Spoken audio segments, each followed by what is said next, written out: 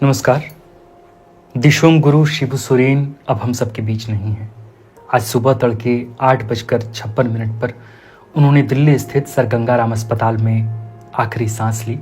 मुख्यमंत्री हेमंत सोरेन, पत्नी कल्पना सोरेन इस वक्त गुरुजी शिबू सोरेन के पार्थिव शरीर के साथ दिल्ली में ही मौजूद हैं और सूचना है कि मुख्यमंत्री हेमंत सोरेन गुरुजी के पार्थिव शरीर को लेकर आज शाम विशेष विमान से राजधानी रांची पहुंचेंगे और इसके बाद फिर विधानसभा में उनके पार्थिव शरीर को रखा जाएगा।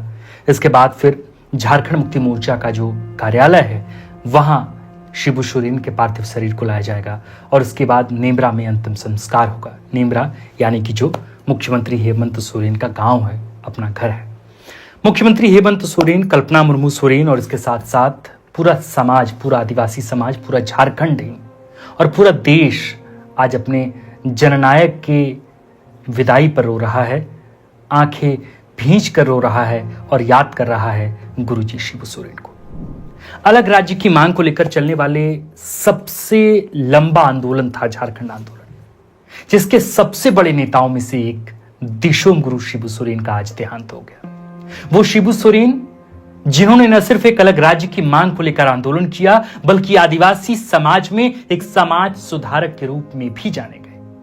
छरहरा बदन वाला, दाढ़ी और लंबे बालों वाला वो नेता जिन्होंने साहूकारों द्वारा हड़पी गई आदिवासी जमीनों में जबरन धान कटवाया, जिनके पास स्वायत्तता का विचार था, जिनकी रणनीति ने 1991 में 6 सीटें जीतकर नरसिम्हा राव की सरकार पर दबाव बनाया और वाजपेयी की सरकार में अलग झारखंड राज्य पाने में कामयाब हुए।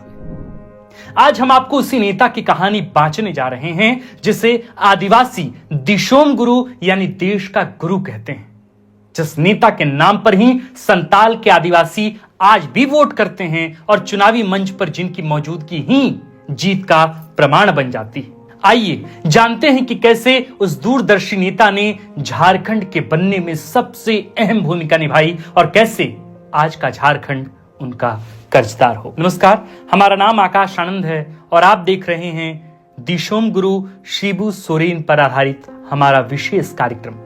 झारखंड आंदोलन की जड़ें यूं तो 19वीं सदी में बिरसा मुंडा की बगावत से जुड़ी हुई है, लेकिन सही मायने में यह आंदोलन आज से लगभग 100 साल पहले शुरू हुआ था। 1914 में थियोफिल्स हबुराय ने छोटा नागपुर उन्नति समाज बनाया, जिसने आदिवासियों की शिक्षा और अधिकारों की बात उठाई। फिर आए जयपाल सिंह मुंडा, एक पढ़े लिखे हॉकी चैंपियन और आदिवासी नेता। 1939 में उन्होंने आदिवासी महासभा बनाई, जो आदिवासियों को एकजुट करने का पहला बड़ा मंच था। 1949 में जयपाल सिंह मुंडा ने झारखंड पार्टी बनाई, जिसका मकसद था बिहार से अलग एक झारखंड राज्य, जहां आदिवासियों की पहचान और जमीन सुरक्षित रहे। 1952 के चुनाव में झारखंड पार्टी ने बिहार विधानसभा चुनाव में 32 सीटें जीती और सबसे बड़ा विपक्षी दल बना। जयपाल सिंह मुंडा ने 1955 में राज्य पुनर्गठन आयोग को मेमोरेंडम दिया, लेकिन आयोग ने भाषाई आधार पर उनकी मांग ठुकरा दी। 1963 में जयपाल ने झारखंड पार्टी को कांग्रेस में विलय कर दिया, जिससे आंदोलन कमजोर पड़ गया। इसके बाद एनी होरो और बागुन सुगनवई जैसे नेताओं ने छोटे छोटे दल बनाए, लेकिन कोई बड़ा व्यापक असर नहीं हो पाया। लेकिन फिर 70 के दशक में सामने आए 3 नेता, नाम विनोद बिहारी महतो, दूसरे ए.के. रॉय और तीसरे दिशोम गुरु शिबू सोरेन। तीनों ने मिलकर 1973 में अलग राज्य के आंदोलन को तेज करने के उद्देश्य से झारखंड मुक्ति मोर्चा का गठन किया, जो आज झारखंड सरकार में सबसे बड़ी भूमिका में है और जिसके मुखिया हैं उसी शिबू सोरेन के बेटे मुख्यमंत्री हेमंत सोरेन। 1975 की घटना भी याद आ रही है। चिरोडी गांव में एक हिंसक आंदोलन हुआ था। इसमें कुल 11 लोग मारे गए थे। घटना दर्दनाक थी, काफी चर्चा में भी रही थी और इसकी जिम्मेवारी स्वरूप आरोप लगे दिशोम गुरु शिबू सोरेन पर। कहा जाता है कि शिबू ने बाहरी लोगों को भगाने का अभियान चला रखा था। इसी में इन 11 लोगों की मौत हुई थी। हालांकि 2008 में शिबू सोरेन इस केस में बरी हो गए, लेकिन यही वो घटना थी जिसने शिबू सोरेन को आदिवासियों का नायक बना दिया। लोग उन्हें जमीन का रक्षक मानने लगे और अपना नेता स्वीकार कर चुके थे, वो भी अंतर्मन से। झारखंड आंदोलन में शिबू सोरेन की भूमिका सिर्फ एक राजनीतिक नेता की नहीं, बल्कि एक सामाजिक सुधारक, रणनीतिकार और आदिवासी अस्मिता के प्रतीक की रही है।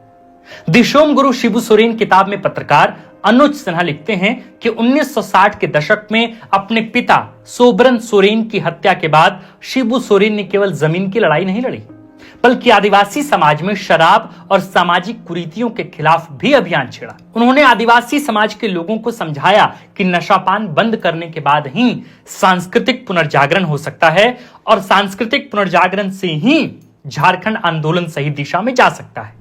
1969-70 में शुरू हुआ नशाबंदी आंदोलन इसका उदाहरण है, जिसमें शिबू सोरेन ने आदिवासियों को शराब और हड़िया छोड़ने के लिए प्रेरित किया।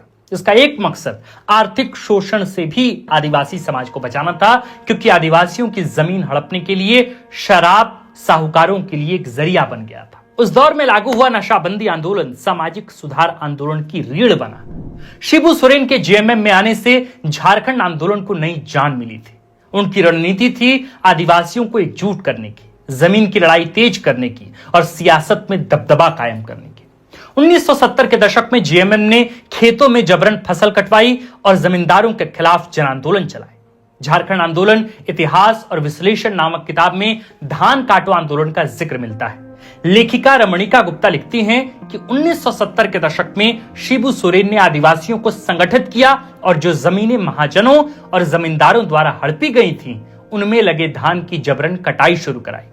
सैकड़ों की संख्या में आदिवासी अपनी हड़पी हुई जमीन से धान काट कर ले जा रहे थे।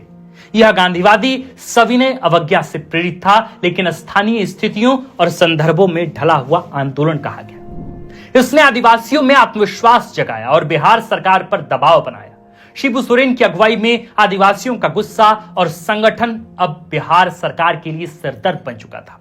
लोग कहते थे शिबू सोरेन है तो झारखंड बनेगा। झारखंड आंदोलन पर रमणीक गुप्ता का ही एक आलेख है, जो 1992 में इकोनॉमिक एंड पॉलिटिकल वीकली में छपा था। आलेख का नाम है the Jharkhand movement, indigenous peoples struggles for autonomy in India. इस आलेख के अनुसार शिबू सोरेन ने 1987 में झारखंड समन्वय समिति को शुरू में समर्थन दिया, लेकिन बाद में वे इससे अलग हो गए। उनका मानना था कि सामूहिक नेतृत्व जेएमएम की स्वायत्ता और आदिवासी हितों को कमजोर कर सकता है। इसलिए कलेक्टिव लीडरशिप के आइडियाज को छोड़कर वे डाइवर्सिफाइड लीडरशिप की तरफ बढ़े। इस फैसले ने जेएमएम को 1991 में 6 लोकसभा सीटें दिलाई और इस तरह 6 सीटों के साथ झामुमो केंद्र सरकार से इस बारे में नेगोशिएट करने की स्थिति में आ गया और थोड़ा और मजबूत हुआ। अब तक 1990 का दशक शुरू हो गया था और यह दशक झारखंड आंदोलन के लिए निर्णायक था। 1991 में जेएमएम की 6 सीटों की जीत ने नरसिम्हा राव की कांग्रेस सरकार को अलग राज्य के बारे में सोचने पर मजबूर कर दिया। 1995 में बिहार के सीएम लालू प्रसाद यादव ने झारखंड क्षेत्र स्वायत्त परिषद बनाई, जिसमें 18 जिलों को कुछ स्वायत्ता दी गई। लेकिन शिबू सोरेन ने साफ कह दिया कि यह सिर्फ लॉलीपॉप है, इसे ठुकरा दिया गया। 1997 में शिबू सोरेन ने लालू की आरजेडी सरकार को समर्थन दिया। बदले में लालू ने बिहार पुनर्गठन बिल का वादा किया था, लेकिन तब तक केंद्र में सरकार बदल गई। 1998 में अटल बिहारी वाजपेयी की एनडीए सरकार ने झारखंड की मांग को गंभीरता से लिया। बीजेपी ने जेएमएम को समर्थन का वादा किया, क्योंकि वो बिहार में आरजेडी का प्रभाव कम करना चाहते थे। लेकिन बिहार सरकार और आरजेडी का एक धड़ा इसका विरोध कर रहा था। उनका कहना था कि बिहार का बंटवारा आर्थिक नुकसान देगा। आखिरकार अगस्त 2000 में बिहार पुनर्गठन बिल संसद में पास हुआ। 15 नवंबर सन 2000 को बिरसा मुंडा की जयंती पर झारखंड बिहार से अलग होकर नया राज्य बन गया, नया राज्य अस्तित्व में आ गया। इसमें बिहार के 18 जिले शामिल हुए और रांची राजधानी बनाई गई। हालांकि इस बात का जिक्र करना जरूरी हो जाता है कि जिस झारखंड का सपना शिबू सोरेन और बाकी आंदोलनकारियों ने देखा था, वो सिर्फ बिहार के 18 जिलों तक महदूद नहीं था। वे पश्चिम बंगाल, उड़ीसा और मध्य प्रदेश के आदिवासी बहुल इलाकों को शामिल करने वाला झारखंड चाहते थे, लेकिन ऐसा हो न सका। इन्हीं क्षेत्रों को मिलाकर जो क्षेत्र बनता है, उसे हम आज वृहद झारखंड कहते हैं, जिसका जिक्र आपने कभी न कभी जरूर सुना होगा। जेएमएम अब इस सपने को स्वायत्त परिषद की मांग के जरिए जीवित करने की कोशिश कर रहा है। आज शिबू सोरेन हम सबके बीच नहीं है, लेकिन उनके आंदोलन, उनकी दूरदर्शिता और उनके विचारों ने जिस तरह झारखंड को दिशा दी है, उसके लिए हम सभी सदा उनके ऋणी रहेंगे। शिबू सोरेन की मृत्यु पर पूरे राज्य के लिए यह एक अपूरणीय क्षति है। हम अपना श्रद्धा सुमन उन्हें भेंट करते हैं। बाकी उनके किए गए हर कारनामों ने इस झारखंड के माटी के, या यूं कहें कि हर झारखंडी के सीने को गौरव करने का मौका दिया है। शिबू सोरेन, जिन्होंने आदिवासियों के लिए, इस राज्य के लिए, इस राज्य के संकल्प में अपनी ऊर्जा खपाई है, आज वो आदिवासी नायक दिशोम गुरु शिबू सोरेन हम सबके बीच नहीं है। मैं जानता हूं कि सोरेन परिवार के लिए कितना बड़ा दुख है। मैं जानता हूं कि हर झारखंडी के लिए कितना बड़ा दुख है।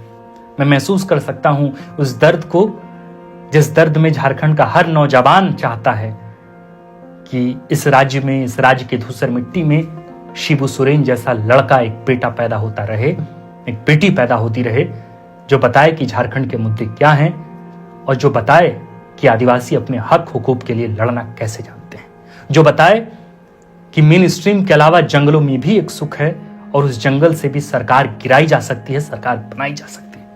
बाकी गुरुजी हम सबके बीच अब नहीं हैं और बहुत भारी मन से ही आपको ये खबर आज मैं सुबह से ही दे रहा हूं। मुझे उम्मीद है कि आपकी आंखें नम होंगी, आप आज गुरुजी को याद कर रहे होंगे। इस वीडियो को अंत तक देखने के लिए आपका बहुत बहुत शुक्रिया।